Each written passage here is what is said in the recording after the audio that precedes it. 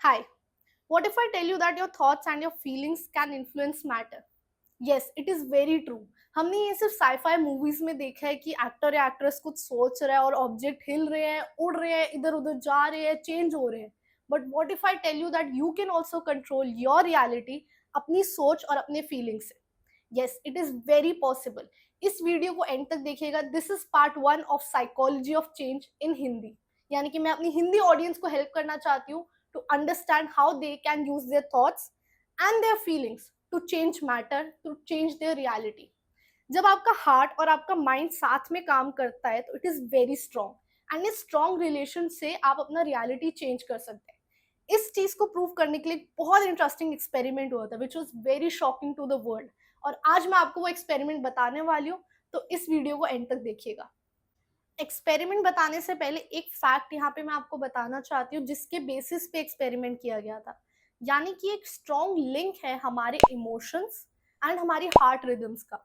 अगर हम positive emotions experience करते हैं, यानी कि हम जॉय है, हैप्पी है और खुश है, तो हमारे हार्ट के रिदम्स बहुत ऑर्गेनाइज्ड होते हैं, बहुत कोहेरेंट होते हैं, एक रिदम में होते हैं.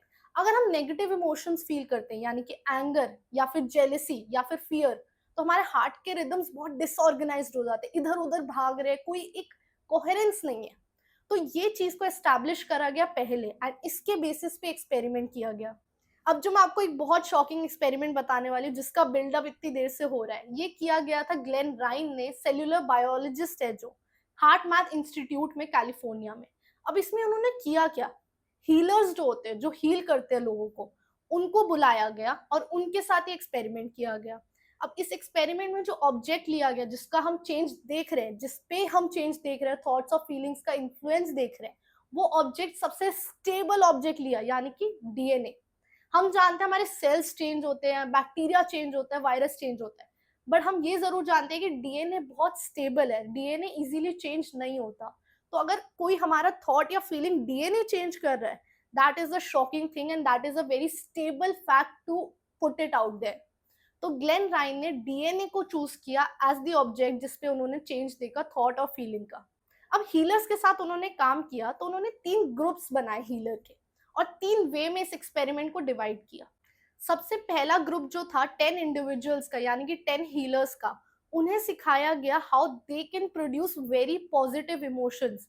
यानी कि जो हमने पहले बताया था, पॉजिटिव इमोशन से क्या होगा, हार्ट की रिदम्स ऑर्गेनाइज्ड होगी. तो उनको वो टेक्निक्स पहले से आती थी. अब उन्होंने वो पॉजिटिव इमोशंस अपने आप बिल्ड कर सके, वो टेक्निक्स उन्होंने अप्लाई करी. जब उनके अंदर पॉजिटिव इमोशंस आए, तब उन्हें हाथ में पकड़ाया गया डीएनए का एक सैंपल. डीएनए दिया गया डीआयोनाइज्ड वाटर में, एक वायल में. अब जब उन्होंने 2 मिनट उस वायल को पकड़ा, पॉजिटिव इमोशंस उनके अंदर है, हाथ में डीएनए है, तो वो स्टडी कर रहे थे इस चीज का इफेक्ट. बट आफ्टर 2 मिनट्स जब उस डीएनए को वापस लिया और स्टडी किया गया, तो पता चला कोई चेंज नहीं आया डीएनए में. There was no statistical change in the DNA. That means कि इमोशन से तो कुछ हुआ नहीं. देन एक सेकेंड ग्रुप ऑफ हीलर्स को बुलाया गया और उन्हें कहा गया कि एक इंटेंशन रखना है, यानी कि एक थॉट रखना है कि ये डीएनए चेंज होगा, मेरे हाथ में जो डीएनए है मैं इसको चेंज कर सकता हूँ या कर सकती हूँ.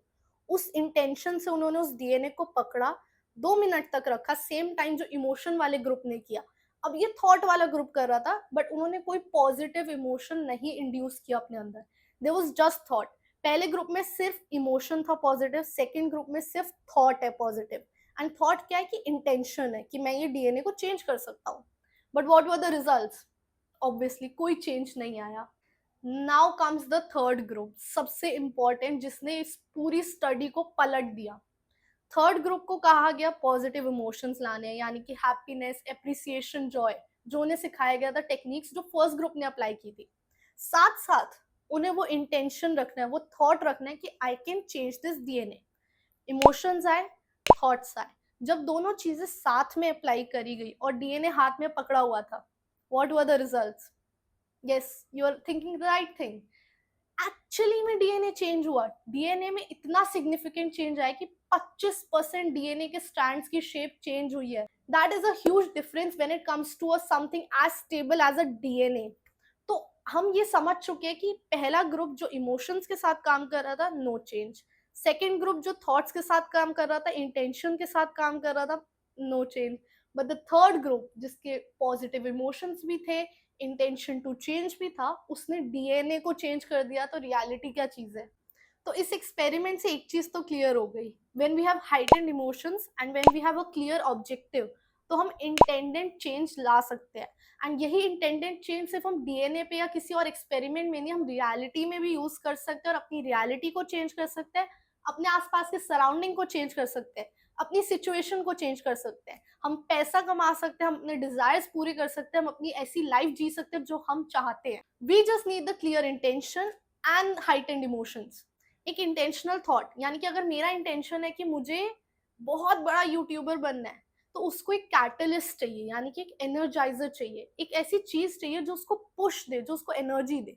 मेरे पास गोल तो है, मेरे पास एम तो है, which is my thought, but मेरे पास इमोशन नहीं है, मेरे पास स्ट्रॉन्ग फीलिंग नहीं है, मेरे पास विश नहीं है। जब तक मैं दिल से नहीं चाहूंगी, एक अच्छा इमोशन के साथ वर्क नहीं करूंगी, तो मेरा इंटेंशन कभी आगे नहीं जा पाएगा, रियलिटी नहीं बन पाएगा। तो अगर आपको अपने गोल को एक रियलिटी बनाना है, you need to have both an intention and the emotion. Now the conclusion is the world doesn't respond to your wishes, that is your feelings, and the world doesn't also respond to your aims, that is your thoughts. The world only responds, the universe will only respond when both your thoughts and your feelings are aligned, when both your thoughts and your feelings are coherent. Thank you so much for watching this video till the end. I hope आप इससे कुछ सीखे होंगे, इसको reality में apply करेंगे। Comment करके बताइए how you can use all of this in your real life and change your reality. Thank you.